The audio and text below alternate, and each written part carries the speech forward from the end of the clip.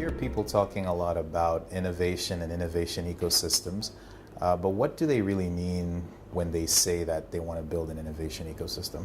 In building an innovation ecosystem, we could define it by being skeptical. So a skeptic told me recently, well, saying ecosystem, it's somewhat self-defining. Well, that's true, I think oftentimes because we have people sitting down at the same table using the words innovation and ecosystem, but meaning very different things. So I think there's some ways to group what we mean by ecosystem by looking at different objectives that people have. So one objective that you could have in building an ecosystem is actually around innovation itself. So if you really care about innovation bubbling up of new ideas across a country, across the world, across a sector, you can look at things like the Global Innovation Index. And within that, where your priorities are going to be, when you're looking at a system, you're going to look at strong institutions, you're going to look at more economic type outputs and knowledge outputs. So research and development expenditures as well as patent registrations. You're going to look at building up policy environments and frameworks that would enable innovation to flourish in a specific area. That's one use of ecosystem when people are saying it. Another is that people will oftentimes talk about clusters or industries. So they'll say, we want to build an innovation ecosystem, but what they really mean is they want to look at new ideas and oftentimes new business models for SMEs around, say, textiles. So they're saying, how can we get new industries starting, registering, doing more value addition within a specific cluster in a specific geography? In fact, there's a book on my shelves here that says, the title of it is Innovation Systems and Clusters. So it puts synonymous together innovation ecosystem and industrial clusters. And for that, you would have a very different type of program or objective. The other way you can think about it is, other objective you could have is you want to have a specific impact. So there was an innovation program in Rwanda funded by UK Aid that focused specifically on improving early grade literacy. So there, they have specific targets. Let's say this is, I don't know what their actual target was, but let's say it was improve early grade literacy by 5%. Well, then you can really look at that specific thing, look at who the actors are, see who the individuals are, the policy enabling environment, and really build a whole system around improving early grade literacy. And you would mean something very different, and your approach would be very different. So I think the final way that people use innovation ecosystem is around a specific solution. So let's say drones. So we would say, what is the ecosystem surrounding a drone? And really there, I think a lot of times they're talking about value chains. So how do I take this known product or solution and scale it up? And so there you're going to look at all the way from the ideation stage to scaling, the same way you would an agricultural value chain. Map it out, look at the enablers along the way, the policy environments, and whether it's global, you want to look at the diffusion of drones globally or the diffusion of drone technologies in a specific country or a region. And so I think that's where, when people say innovation ecosystem, they should first say what their objective is. And then you can have a real conversation about what you mean and what your intended approaches are. So if you had to visualize it, what would an ecosystem look like? There have been a lot of attempts to visualize innovation ecosystem. So step one, Google it. And you can see all sorts of different graphics and images. Let me tell you a few that I've seen and what I like and what I don't like about them, and then my general approach. One is, oftentimes you'll see like an environmental cycle. People will call it environmental ecosystems, but really it's the water cycle. That's the fun side of it, right? Do you know this image? You've got the mountain, and the rain comes down and becomes groundwater or runoff, and it goes to the lake, and the lake evaporates and becomes a cloud, and it rains again, right? You have that cycle. That's great because it shows relationships. But I think that image fails because it's a cycle that doesn't necessarily have direction. An ecosystem really should have an output, whether it's an idea, a new institution, an impact like we were talking about before.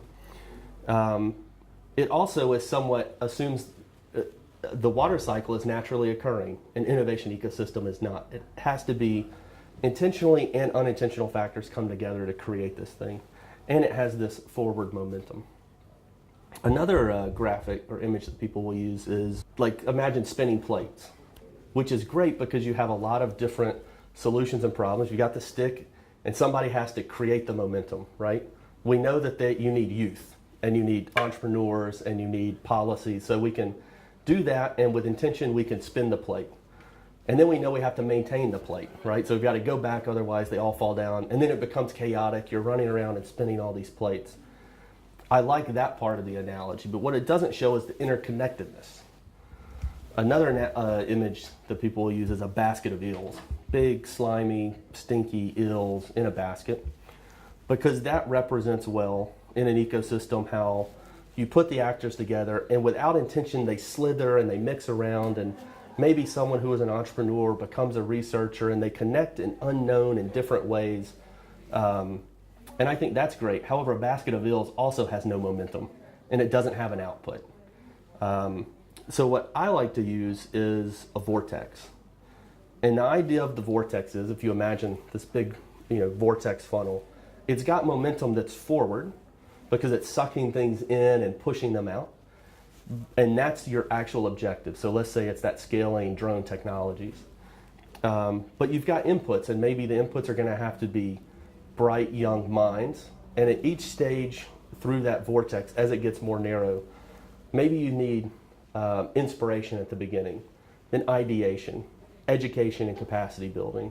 You need to convene people together, cluster them, link them up. Then they need to form groups. Then they need to register institutions. And finally, down near the end, you're getting to actual organizations coming around an idea that they can build and improve on to scale. And way at the end, even after the output, that's where you're scaling the idea. I think too often when we look at these models, people think ecosystem building is about getting that idea that's already built. But that's one type of thing. But the need in a lot of countries, at least where we work, is that we need more investment up front in that vortex. The other reason I like the idea of the vortex is, you imagine a tornado or a hurricane whirling around. You don't have to just be an input at the beginning. You can come in at a different stage. Let's say you just are in your job, and maybe you don't need that inspiration and the ideation, but you come in with an idea. Maybe you want to bring it from another country and adapt it locally. Maybe you've worked on it in your own garage, made your own investments. You can enter in at any point. You can also exit. So you can be thrown off. The car comes into the tornado and eventually gets thrown off. It's not the end product. You also get co-benefit. So your objective may be that scaling of drone technology. You bring in young potential entrepreneurs, but very few are ultimately going to succeed to scale that technology. So a co-benefit could be job creation or job readiness type skills that people get by coming around, new networks, new connections. So Palladium has been implementing the Human Development Innovation Fund for several years. What are some of the lessons that you've learned along the way? With HDIF, there are 3 key lessons, mostly around being local, being focused, and adapting. By being local, I mean that we have a benefit of focusing in Tanzania specifically.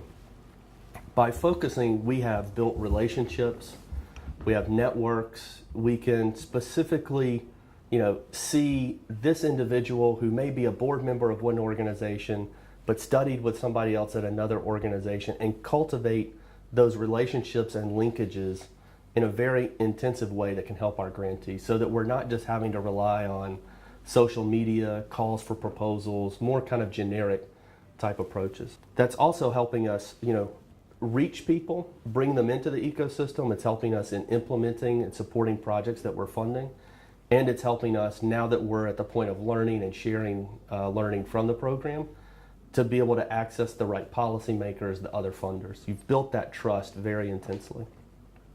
Almost to a fault, because you become a resource hub, and people will just, your emails grow by the day. By focus, I mean that our funding when it first started was very broad. We funded health, education, and WASH. Some general themes, we were looking at innovation in those areas. That was great in the first pass to kind of see what the status was in Tanzania.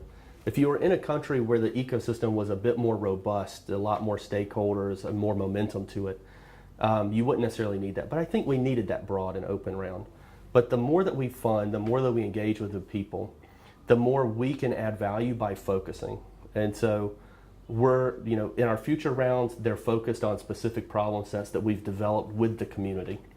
Our knowledge and learning has begun to focus. We looked across all of our projects, looked across the ecosystem and said, not what is our pre-designed idea on what we can learn, but let's see where we are learning and take that list. And we took that list to our network and said, out of this list of areas, what do you want to know more about, or what's a big issue facing you? And so our stakeholders have chosen that we should focus in gender and ICT uptake. So the link of gender is an investment in innovation having an empowering or disenfranchising impact on women and girls. I think it's a great question to ask. I don't know the answer, but I'm really interested to figure out what happens. The other is about 70% of what we fund, not intentionally, but 70% of it has an ICT or mobile technology component to it. So we can look at programs in health that are using, say, tablets, and look at programs in education and see how they compare in affordability, in maintainability, in the ability for those tablets to be adopted, enrollment in the community, how they can be adopted, whose mindset needs to change, how did it change, and see if we can learn, say, inserting that, how did a teacher respond versus a healthcare worker, and share that learning across it.